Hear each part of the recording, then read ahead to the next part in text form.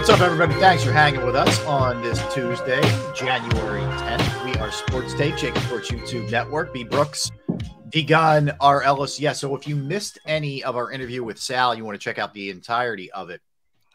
Pretty simple. Just go to jakibsports.com, go to JAKIB Sports YouTube channel. You can watch not only Sal's interview, all the interviews we do, and every segment in its entirety. It's a great resource to have at your fingertips. All right, so let's talk a little Eagles, guys, in this sense, okay, specifically. Let me throw a couple things at you.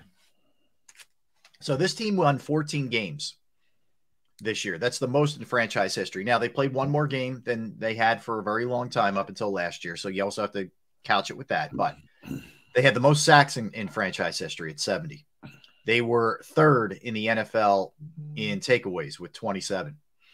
Defensively, they were 7th in points allowed. They were first against the pass. They were 17th against the run. Offensively, 3rd in scoring, 9th in passing, 5th running the ball.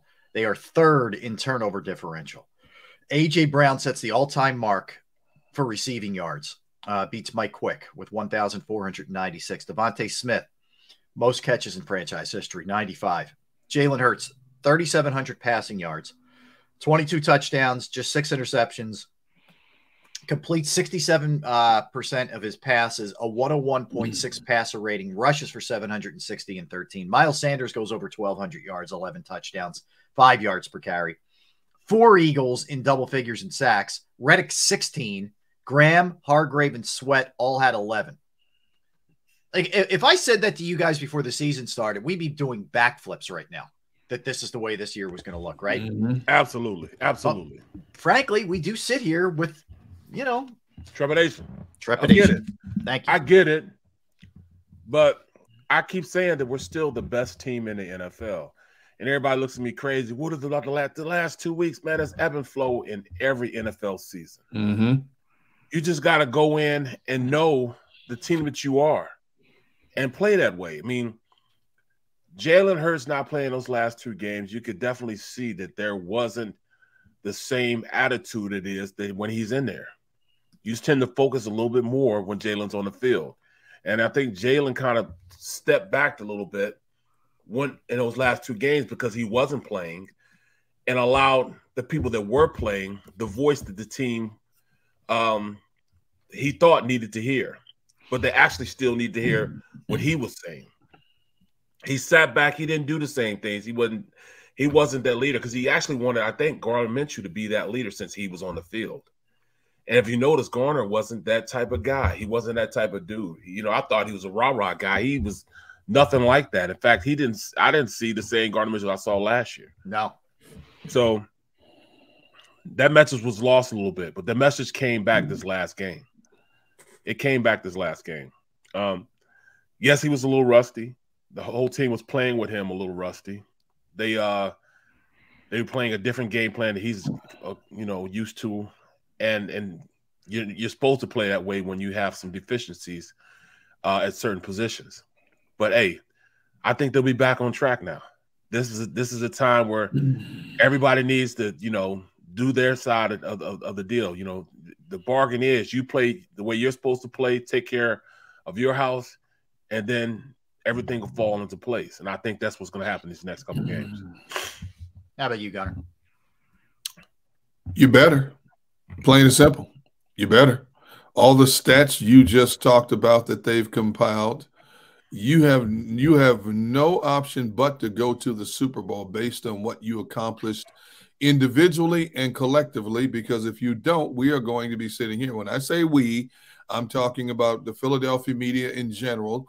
Was this team fool's gold? Plain and simple. You have to get to the Super Bowl based on what stats you brought up, what Barrett just said, what I believe.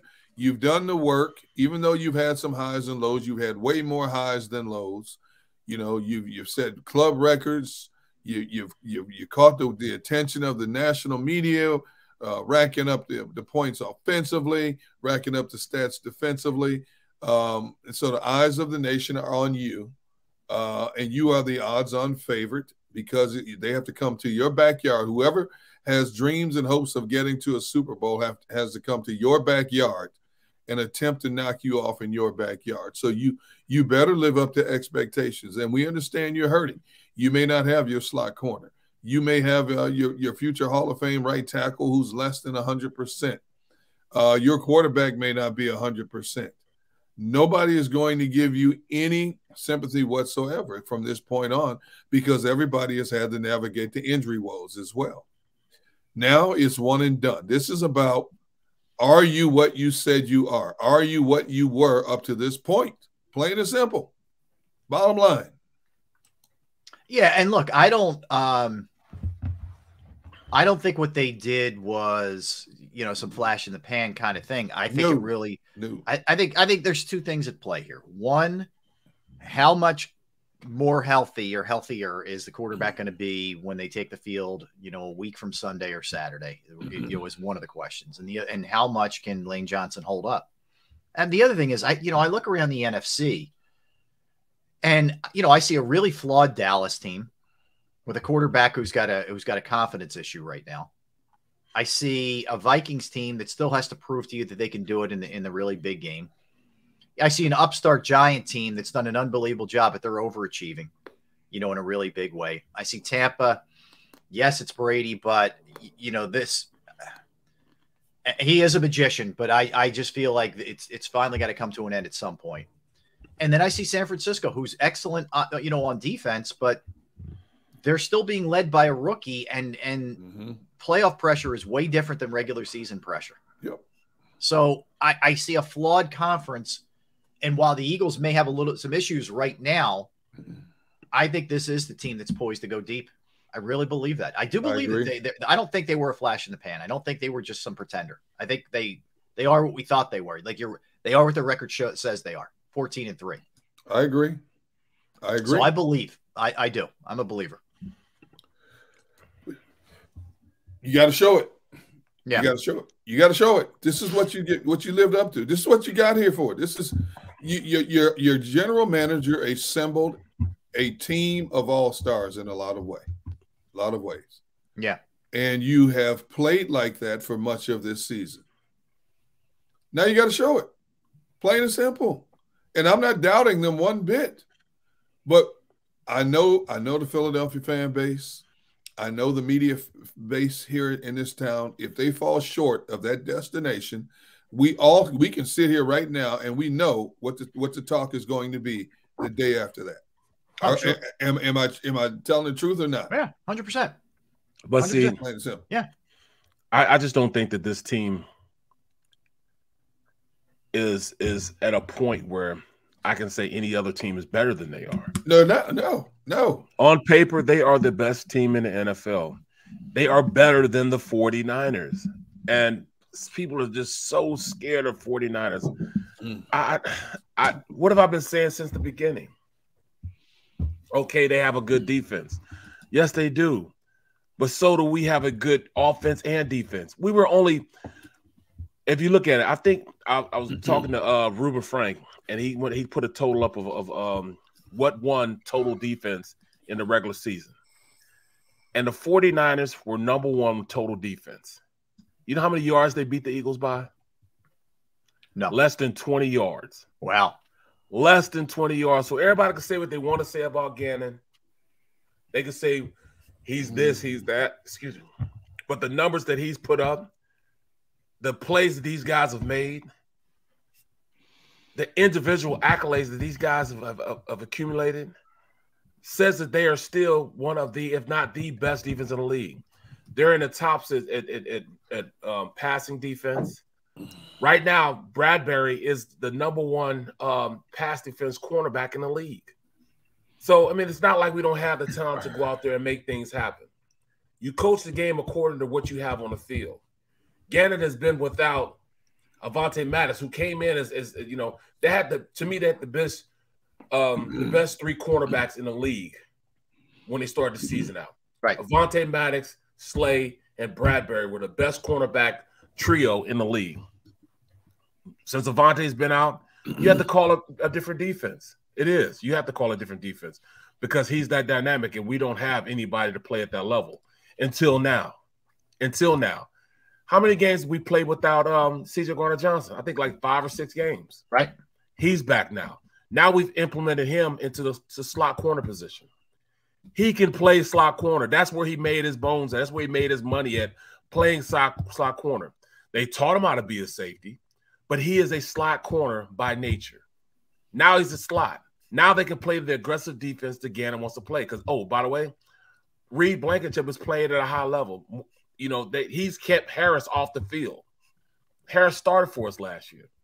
Harris is still on practice squad because he's played well enough to be there. He had some crucial hits last week, crucial stops last week, although he got his ass ran over by the quarterback. Hey, sometimes you get the bear, sometimes the bear gets you. But, I mean, he's still – CJ Gardner-Johnson can play that aggressive slot corner that we need. So now we can play press coverage on the outside with Bradbury and Slay. No, they haven't had a pick since the Dallas game. I get it. But those guys on the other side of the ball get paid too. I know they need to do more. But they will. This is where the money counts. I'll put my money on Bradbury and Slay all day. And you'll see twice on Sunday they're going to make some things happen. Yeah. Gunner, with the long pause. I agree with everything Mr. Brooks just said as we enter 2023 and be trying to be. No, everything he said is true. But everything you just said pertains to that same 49ers defense. Now, let me start by saying this. I think the Eagles secondary overall is much better than the 49ers secondary. Okay? Do we agree on that? Yes. We agree on that, correct? Yeah. As a whole. Did we not talk all season about the 49ers and the injuries they overcame to play their kind of defense? Okay. The Eagles played the last game of the season against scrubs. Yep. The 49ers played their starters because they felt they had something meaningful, hoping somehow, some way the giant scrubs would up in the Eagles regulars and maybe they would move into that #1 seed. Okay. So they basically have done a lot of things that the Eagles have done. The 49ers defense is suspect. They were hurting at the linebacker and the front end position, and yet they still emerged as the #1 defense, okay, across the National Football League.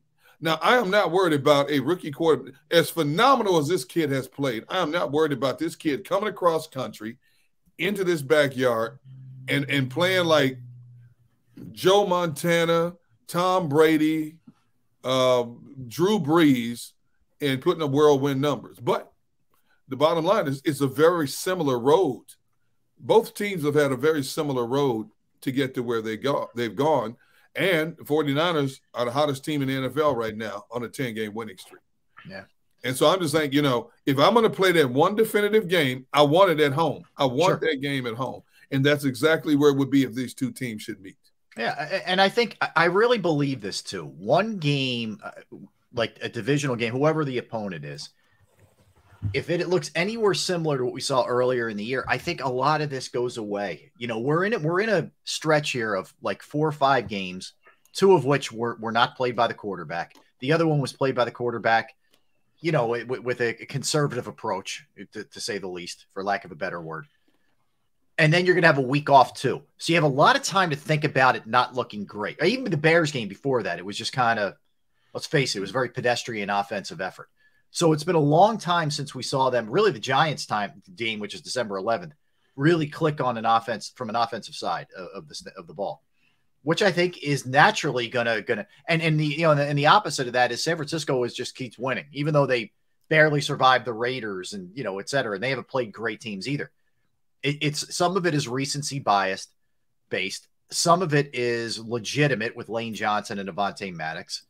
And some of it is just like you're going to be up and down. You're not always going to be on a rocket ship. You can't. Right. So, and there are a little bit of this right now. So I think all of those things factor into it. It really does. And I think there's too much talent here. I still think this is a really well-coached team, as much as people want to dump on, especially Gannon, but both coordinators.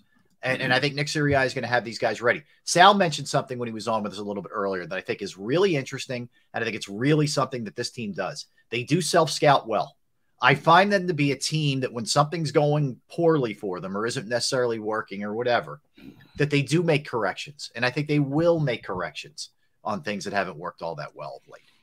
Well, the biggest red flag for me, of course, that's what great teams do. We're getting into this is the playoffs where you have to make sure you're playing your best football. You're playing your best football. So as you're playing your best football, you're going to have to be a chameleon at times. And that's what the Eagles especially specialized in, especially on the offensive side of the ball.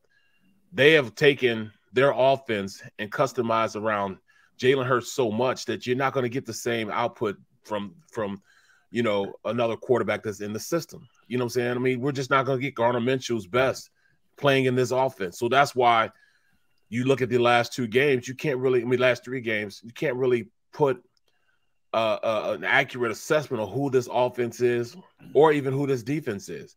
So what you're going to see in the playoffs is going to be a lot different from what you saw these last 3 games. So I'm confident that they'll have a game plan. And I mean, I'll regain the confidence in this coaching staff. I kind of lost it at first, but then I thought about it. How can you really say what this coaching staff is when you don't have the players that this coaching staff has been coaching for the majority of the season? I hope over the next 10 days they live up to what they've told us. The last 3 weeks, your offensive coordinator and your head coach have come out and said, we have to do a better job of calling games. 3 straight weeks now.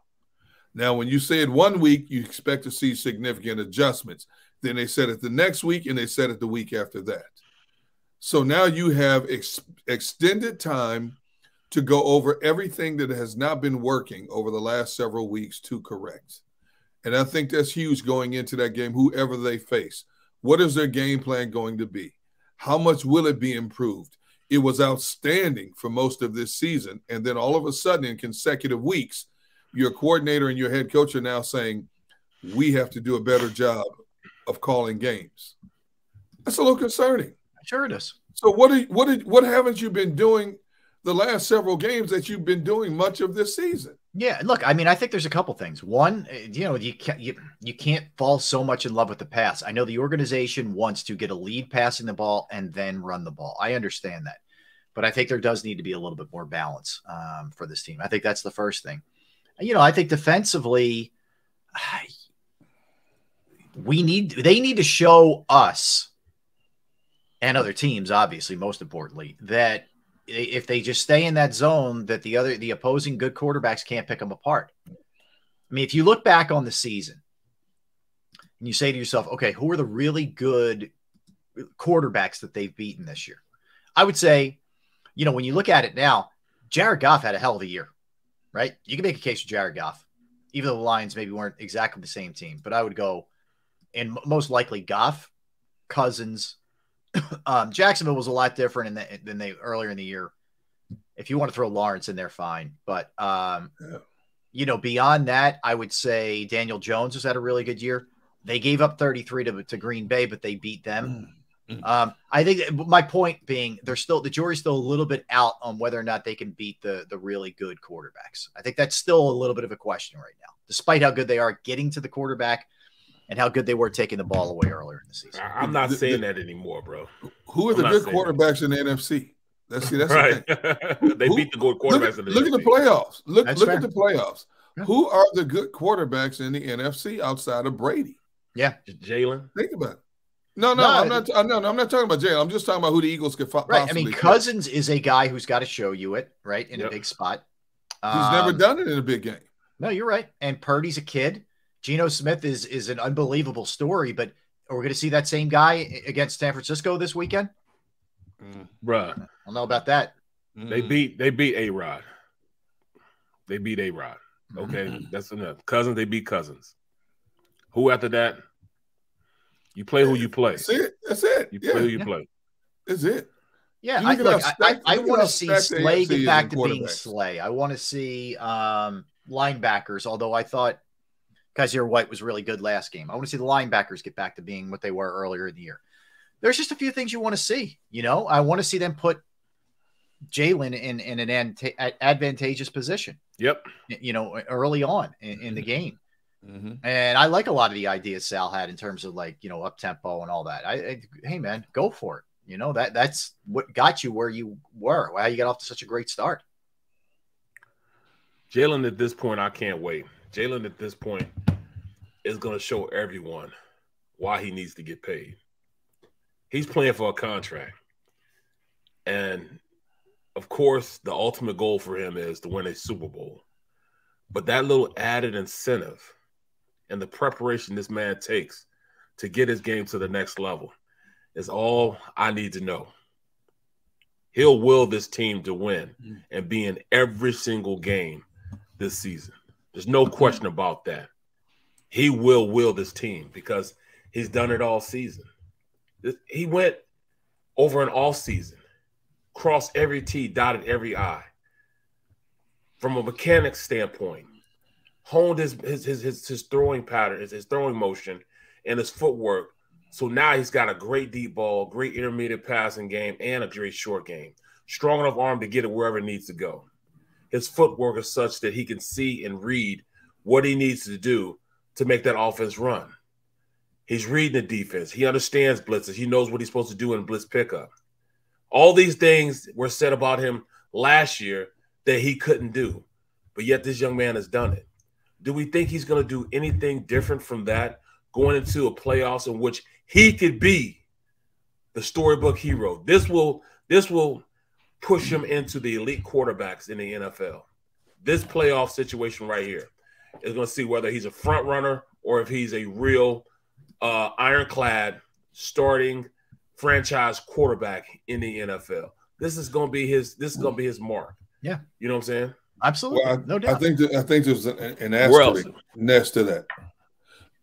Because if he doesn't, even if he succeeds, if he doesn't play this at 100%, and we find out after the season, all of a sudden that Jalen needs surgery on his shoulder, okay, then he is a warrior. Ain't nobody doubting that fact. The dude's a warrior. But how much was he affected by what limitations he might have had because of his shoulder? You know, from now until I see him get on that field next Saturday, it still resonates in my ear that the head coach slipped up and came out and said he was hurting a lot.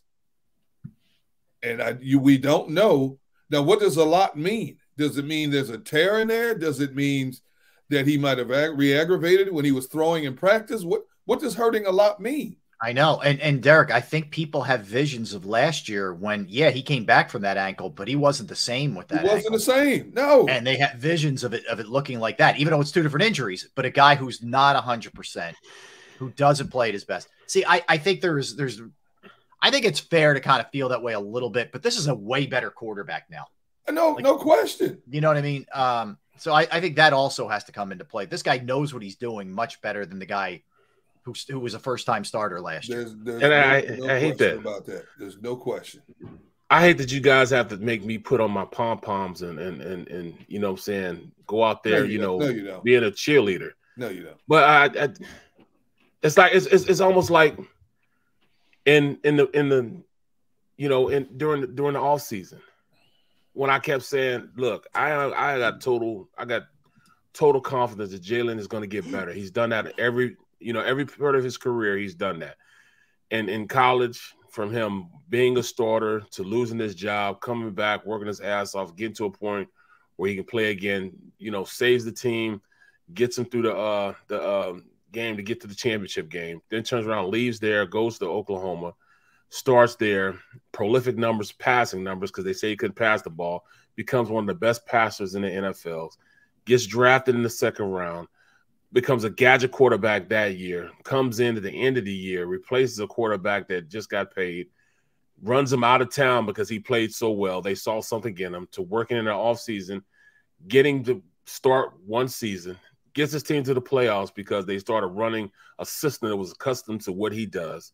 The last 8 games, he balls out, gives an opportunity to get to the playoffs, and though he got lost, he got picked apart by the GOAT, and he lost a game against the GOAT and one of the best defensive coordinators in the league, to going into this year when everybody had doubt. I mean, everybody had doubt at that point. And I'm not saying I would know he was going to play to the ability he's playing right now, but I knew he was going to be a whole hell of a lot better than he was the year before. I knew this because he's shown it at every level to get better at every opportunity he can get. He's going to work his ass off to get to that point. And that's exactly what he did. He worked his butt off, got to a point where he's become one of the top 5 quarterbacks in the NFL right now. And it's time for people to start, you know, giving him that type of praise and understanding that, all right, he's in the playoffs now. I'm not worried about him being hurt. Just like I wasn't worried about when Brady was doing his thing. Brady's still going to be Brady. Brady's going to get the job done. Just like Jalen will just get the job done. Just like I've seen other quarterbacks get the job done. He's going to get better. He's not going to fall into the trap of Dak Prescott. He's not going to go do that. He's going to get better. He's not going to stay stagnant, because if you stay stagnant, that means you're getting worse. He's going to get better. That I do know. So my confidence level in him is a lot higher than I've seen in other quarterbacks. So as I'm on the bandwagon. I'm leading the bandwagon when it comes to Jalen Hurts, because he's going to do what he needs to do to take his team to the next level. And by the way, he's playing for a contract, multi-million-dollar contract. And don't think these playoffs won't affect that. As great as he was during the regular season, the playoffs can put you into a different orbit, man. We're talking about $250 million. We're talking about $250 million, not a $250,000, $250 million contract he's trying to work towards right now. Yep. Put them numbers in your head. You don't think that's an added incentive and going out there and playing your ass off?